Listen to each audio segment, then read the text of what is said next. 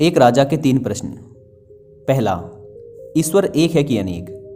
दूसरा, अगर है तो रहता कहाँ है और मिलता कैसे है।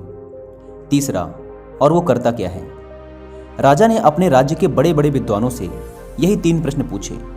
ईश्वर एक है या अनेक, रहता कहाँ है, मिलता कैसे है और वो करता क्या है। सभी ने अपने अपने ज्ञान के हिसाब से उत्तर दिया, लेकिन राजा संतुष्ट नहीं हुआ।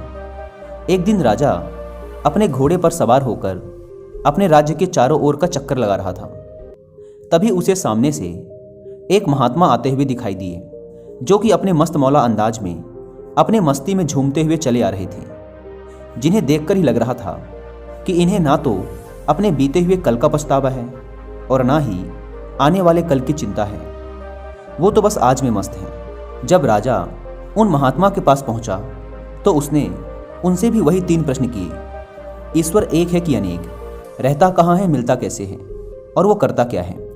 महात्मा अपनी उसी मस्ती और निडरता भरे अंदाज में राजा से बोले, ये कोई पूछने का ढंग है कि तुम घोड़े पर सवार हो और हम रास्ते पर खड़े हैं। अरे पहले कहीं ठहरने की व्यवस्था कर, मैं विश्राम करूं, मेरे खाने पीने की व्यवस्था कर, फिर श्रद्धापूर्वक पूछना। ये जैसे तू पूछ रहा है ये तो उद्दंडता का ढंग है, श्रद्धा का नहीं। राजा समझ गया कि यह महात्मा वैसे नहीं है। पास ही राजा का एक बगीचा था। हाथ जोड़कर महात्मा को वहां ले गया। उस बगीचे में राजा के लिए एक छोटी सी कुटिया थी, जिसमें सारी व्यवस्था थी। महात्मा जी को उसी में ठहरा दिया। अब सारी व्यवस्था हो गई। महात्मा जी ने विश्राम भी कर लिया था। 2 दिन बाद राजा फिर से महात्मा जी के पास आया और बोला, महाराज, मेरे प्रश्नों के उत्तर। महात्मा बोले कि अकेले में सुनना चाहते हो या सबके सामने।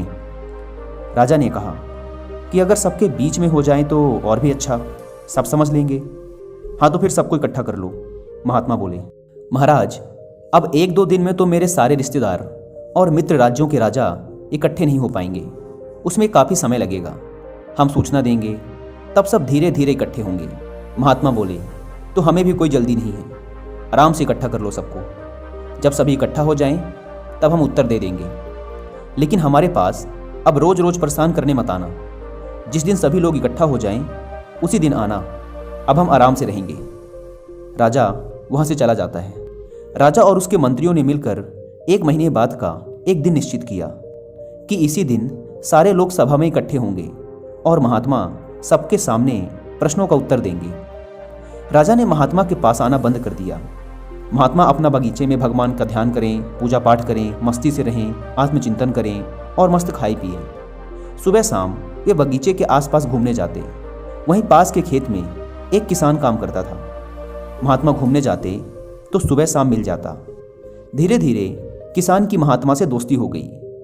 महात्मा ने किसान से कहा, अगर हमें कभी तुम्हारे सहायता की जरूरत पड़ेगी तो तुम हमारी बात मानोगे ना। किसान ने कहा, जी महाराज।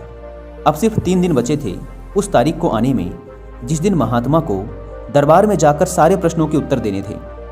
तो महात्मा ने किसान से कहा, अब हमारे पास एक बहुत जरूरी काम है तुम्हारे लिए, कल बता देंगे। अब अगले दिन जब महात्मा किसान से मिले तो किसान ने कहा, बताइए महाराज, क्या काम था। महात्मा जी ने कहा, कल बता देंगे। किसान ने कहा, ठीक है महाराज।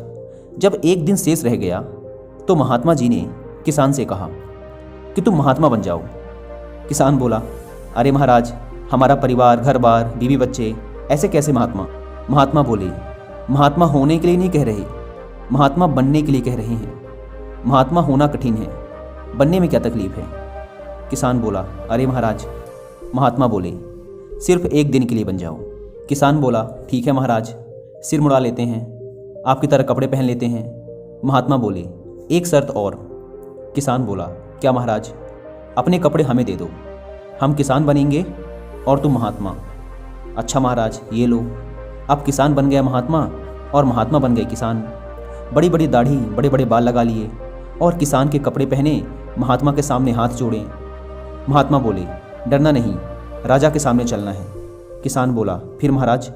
महात्मा बोले, राजा पूजा करेगा, आरती करेगा, प्रणाम करेगा, पर तुम डरना नहीं। किसान बोला, महाराज ये सब तो ठीक है, लेकिन राजा साहब जब प्रश्न करेंगे सिंहासन पर बिठा के तब। महात्मा बोले, हम तो साथ में हैं ना, जब राजा प्रश्न करे तो कह देना, ऐसे प्रश्नों के जवाब तो हमारा घास छीलने वाला किसान ही दे देगा। फिर हम दे देंगे जवाब। हाँ, ये ठीक है, किसान बोला। लेकिन दोस्तों, उससे पहले कि कहानी में आगे बढ़े, अगर आप भी बुक्स पढ़ने के शौकीन हैं, फिर चाहे वो सेल्फ हेल्प बुक्स हों, मोटिवेशनल बुक्स हों, कोई नॉवेल हो या फिर वो कहानियों की ही बुक्स क्यों ना हो, लेकिन अगर आप उन्हें पढ़ नहीं पाते हैं, अब इसके मोटे मोटे 2 कारण होते हैं। पहला, आपके पास इतना टाइम नहीं है कि आप इन सारी बुक्स को बैठकर पढ़ सकें, और दूसरा कि कुछ लोग इतनी सारी बुक्स को खरीदने के लिए इतने पैसे नहीं खर्च करना चाहते या फिर अफोर्ड ही नहीं कर पाते। और हमारी इन दोनों ही प्रॉब्लम को सॉल्व करता है कुकू एफएम। हमें ऐसे हजारों बुक्स की ऑडियो बुक प्रोवाइड करके, वो भी सिर्फ एक ही बुक की कीमत पर, यानी कि सिर्फ 199 रुपीज़ में आप पूरे 1 साल तक अलग अलग फील्ड के ऐसे हजारों बुक्स की ऑडियो बुक सुन सकते हैं, वो भी किसी भी काम को करते हुए और इंडिया की किसी भी लैंग्वेज में। अगर कुकू एफएम की बात करें तो यह इंडिया का लीडिंग ऑडियो बुक प्लेटफॉर्म है, जो कि बहुत ही अच्छी क्वालिटी में और हर भाषा में आपको ऑडियो बुक प्रोवाइड करता है। मैं आजकल कुकू एफएम पर एक बुक की ऑडियो बुक सुन रहा हूं, जिसका नाम है मेकिंग लाइफ अ मास्टरपीस। आप चाहें तो आप भी सुन सकते हैं, बहुत ही अच्छी ऑडियो बुक है। दोस्तों, वैसे तो कुकू एफएम के पूरे 1 साल का सब्सक्रिप्शन 399 रुपीज़ का है, लेकिन इस Valentine day week Kuku FM लाया है अपने सारे लिसनर्स के लिए 50% का डिस्काउंट। इस 50% डिस्काउंट के लिए आपको डिस्क्रिप्शन एंड पिन्ड कमेंट पर दी गई लिंक से कुकू एफएम ऐप को डाउनलोड करके उसमें कूपन कोड SELFLOVE50 यूज़ करना होगा, और आपके 1 ईयर सब्सक्रिप्शन का प्राइस घटकर हो जाएगा सीधे 199 रुपीज़। लेकिन ये 50% डिस्काउंट वाला ऑफर सिर्फ 15 फरवरी यानी आज रात 12 बजे तक ही वैलिड है। इसलिए दोस्तों, देर ना करें, link description and pinned comment पर दी गई है। ऐप को डाउनलोड कर SELFLOVE50 कूपन कोड का फायदा उठाएं। आइए अपनी कहानी पर वापस लौटते हैं। अब वे दोनों राजा के दरबार में गए। अब वेशभूषा से तो वो किसान महात्मा दिखे, लेकिन चाल ढाल से तो वो किसान के भेष में महात्मा ही महात्मा मालूम पड़े। अब राजा को संदेह हो, लेकिन क्या करे भरी सभा में। आरती की, पूजा की, ऊंचे सिंहासन में बिठाया। महात्मा के भेष में जो किसान था वो ऊंचे सिंहासन पर बैठा, और किसान के भेष में जो महात्मा थे वे नीचे जमीन पर बैठे। दरबार शुरू हुआ। राजा ने हाथ जोड़कर कहा, महाराज, हमारे 3 प्रश्न थे, आपने कहा था उत्तर देंगे। हाँ बोलो, महात्मा के भेष में किसान ने कहा। पहला प्रश्न, ईश्वर एक है कि अनेक? दूसरा प्रश्न, वो रहता कहाँ है और मिलता कैसे है? तीसरा प्रश्न, वो करता क्या है? महात्मा के भेष में जो किसान था उसे तो पहले से ही पता था कि क्या कहना है। वो बोला, राजा साहब, क्या साधारण सा सवाल पूछा आपने, इन प्रश्नों के उत्तर तो हमारा घास छीलने वाला किसान ही दे देगा। राजा को लगा, इतना बड़ा आयोजन किया और ये बोल रहे हैं कि प्रश्नों के उत्तर किसान दे देगा, और महात्मा बैठे थे किसान के भेष में, कहने लगे कि हाँ राजा साहब, मैं उत्तर दूंगा, पूछो आप, गुरुजी ने हमें सब सिखा दिया है। अच्छा चलो भाई किसान, तुम ही बताओ। राजा ने पहला प्रश्न किया, ईश्वर एक है कि अनेक? किसान ने कहा कि राजा साहब, मैं बिना पढ़ा लिखा किसान हूँ, और आप पढ़ाई लिखाई के सवाल पूछते हो कि वो 1 है कि 2 है कि 3? राजा ने कहा, तो फिर क्या करें? किसान ने कहा, राजा साहब, आप कुछ सोने की मोहरें मंगा लो, गिनना आप, फैसला हम करेंगे। राजा बोला, ये भी ठीक है। एक थाल में मोहरें आ गई। अब राजा ने गिनना शुरू किया। 1 मोहर उठाई और 1 मोहर उठाकर राजा बोला, 1। किसान ने कहा, बिल्कुल ठीक, रख दो। रख दिया। अब दूसरी मोहर उठाई। राजा बोला, 2। किसान के भेष में महात्मा थे, बोले, झूठ बोलते हो, देखो हाथ में 1 है कि 2? राजा बोला, है तो 1। किसान बोला, फिर 2 क्यों बोलते हो? राजा बोला, महाराज, हमारी पुस्तकों में गिनती ऐसे ही लिखी है। किसान के भेष में महात्मा बोले, अरे लिखा है, पर देखने पर कितना है? देखने पर तो 1 ही है ना? राजा बोला, हाँ, हाथ में तो 1 ही है। किसान बोला, फिर 2 क्यों बोलते हो? राजा ने तीसरी मोहर उठाई और बोला, 3। किसान के भेष में महात्मा ने बोला, फिर झूठ बोले, हाथ में देखो कितनी मोहरें हैं, 3 नहीं, 1 ही है। 2 नहीं है, 1 ही है। 4, 5, 6, 7 नहीं, 1 ही है। इसके बाद भी 1 ही है। लेकिन दूसरी बार जब वो 1 ही किसी दूसरे के अनुभव में आया तो उसने उसका दूसरा नाम रख दिया और वो 2 हो गया। तीसरी बार किसी के अनुभव में आया और वो 3 हो गया। चौथी बार किसी के अनुभव में आया और वो 4 हो गया, पर वो है 1 ही। बस अपने अपने अनुभव के हिसाब से उसके नाम रख दिए गए। राजा सोचे कि बात तो ठीक ही कह रहे हैं और दिखाई भी 1 ही दे रही है।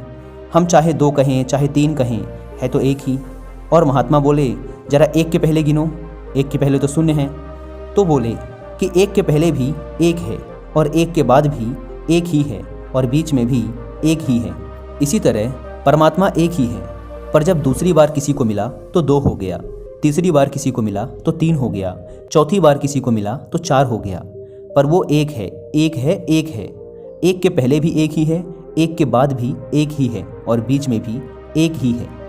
राजा ने तो हाथ जोड़ दिए कि महाराज, ऐसा समाधान नहीं मिला। ना कोई चौपाई, ना दोहा, ना श्लोक, ना कोई ग्रंथ, किसी का प्रमाण नहीं।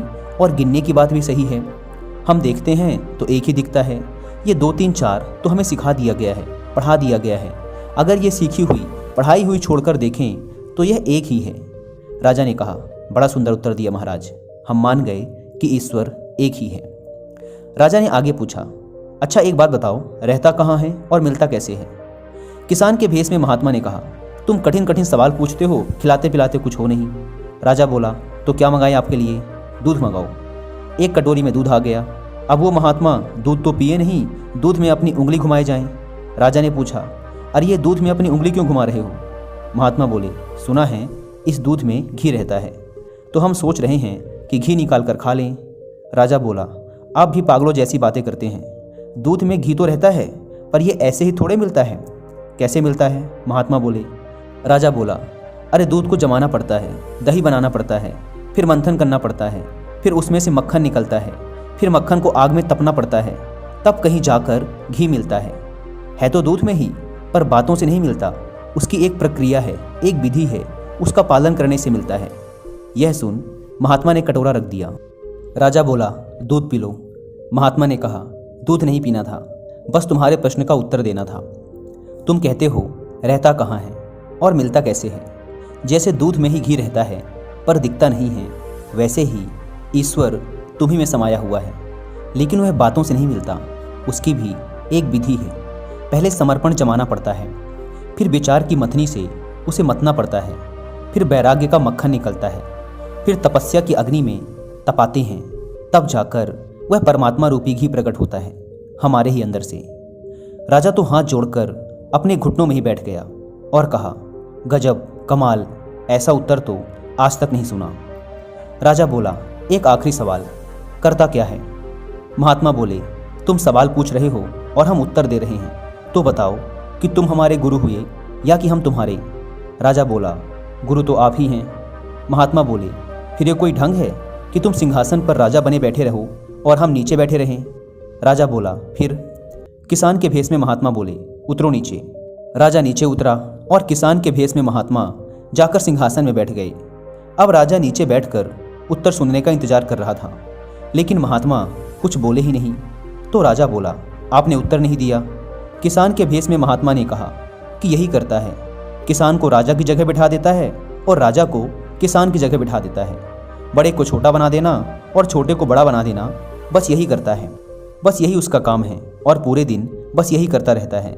ऐसी परिस्थितियां पैदा करना कि सबको उसके कर्मों के अनुसार परिणाम मिले, बस यही करता रहता है। राजा ने हाथ जोड़ लिए और कहा, आज मुझे मेरे तीनों प्रश्नों के उत्तर मिल गए। इसके बाद महात्मा ने अपनी किसान वाली वेशभूषा बदल ली और राजा को सच्चाई बताई कि मुझे इस किसान के साथ मिलकर ये सारा नाटक सिर्फ तुम्हारे प्रश्नों के उत्तर देने के लिए करना पड़ा। इसके बाद वह महात्मा उस राज्य से विदा ले लेते हैं।